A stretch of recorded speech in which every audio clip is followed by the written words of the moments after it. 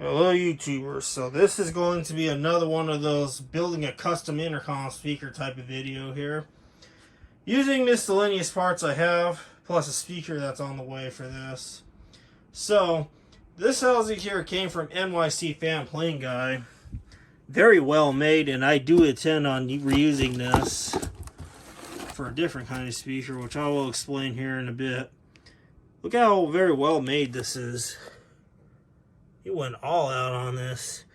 So yeah, this definitely will be repurposed over here. I really like the housing. Could do a few minor tweaks to it, like just putting some duct tape all around this, cover this all in white duct tape, which I have 3 rolls of this stuff over here. 20 yards each, so I have 60 yards of duct tape to play with here for this. The whole goal of this is to get this housing to look like something that I made in the past with this guy here, this Duquesne. Now this is made out of foam board. I made this all out of foam board. And I started with like regular pieces of gray duct tape, and then I just layered it in some spots, and then I put a couple of passes of this white duct tape over on top of each other to kind of hide all the little imperfections and make sure that nothing shows through like the cardboard or whatnot. So I'm going to do the same thing with this. Make it look really nice. Now for those that watched the overview video of the speaker that was in here, I have it over here. So I actually happen to have this Bogan RE84 backhand enclosure just lying around. And this whole time I was intending on putting this speaker in this enclosure to make a ceiling speaker set. So that's done already. And as far as the speaker that's going in this housing, it's going to be another one of these. Another one of these Lowell square perforation speakers. I don't have it on hand yet, but the one I got came with no back box. Technically the seller hooked me up with a back box, but because I thought they had another one of these Altic Lansings, but they didn't.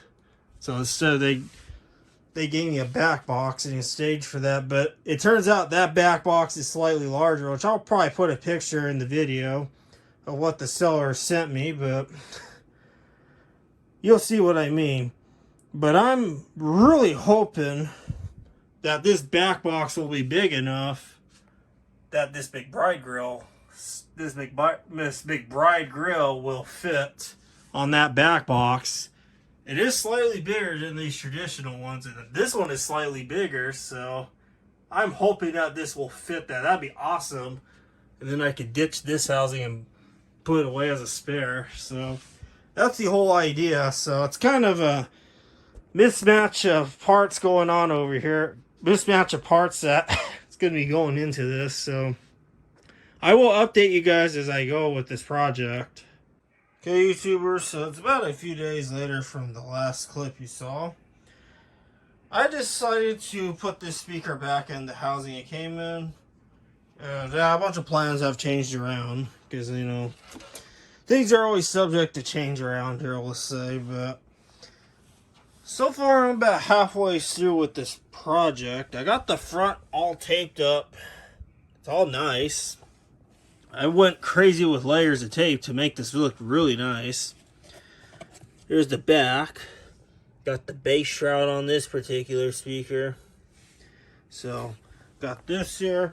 And also, I got this back box here, which the seller actually put this packing foam in here, which is very appreciated, because this foam, I'm going to shove it inside this housing to act as for proper sound acoustics. I'm going to go all out on this. So this is about pretty much, it'll fit in here pretty good. So I have to put this back on now and seal it all up, and it'll be ready to rock and roll. Yeah, I'll update you guys when I'm done with the back. Okay, YouTubers, I got the housing complete. Sorry I didn't get a clip in between. I was just non-stop going at this. It's like once you start a puzzle type of deal, you just can't stop, and that's just how I am. But got this complete. the white tape matches this painted speaker grill pretty good that NYCFanPlaneguy did. So it pretty much is the same shade of white, which is awesome. Got the sides all covered.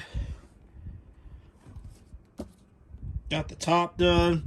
The back, I put the back on, but I didn't fully tape the back because obviously there was no need for me to use extra tape on the back since this will be against the wall. I am planning on putting some sort of wall mount on this so I can hang it on the wall.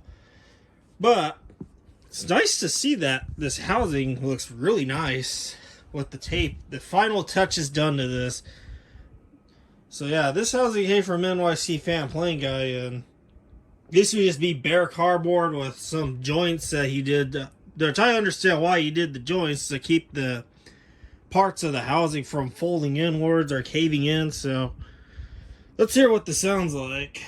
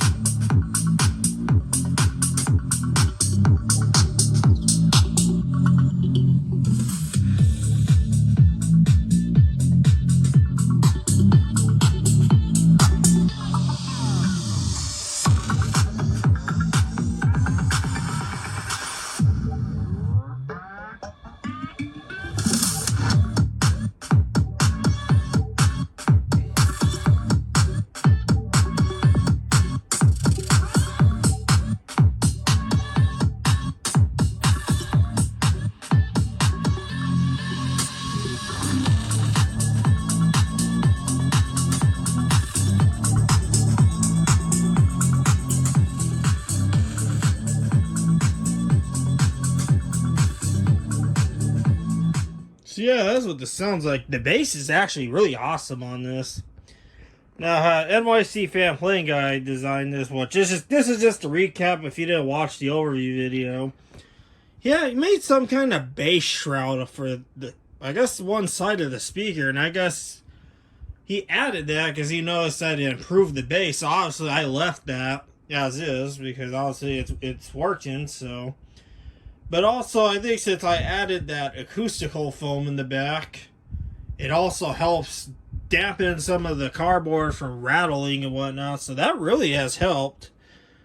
New and improved NYCFanPlaneguy speaker housing. So also a shout out to you for sending this all over to me here. And it definitely will get repurposed over here now. So it'll be part of the system for a long time. We'll just say that with the rest of these speakers here.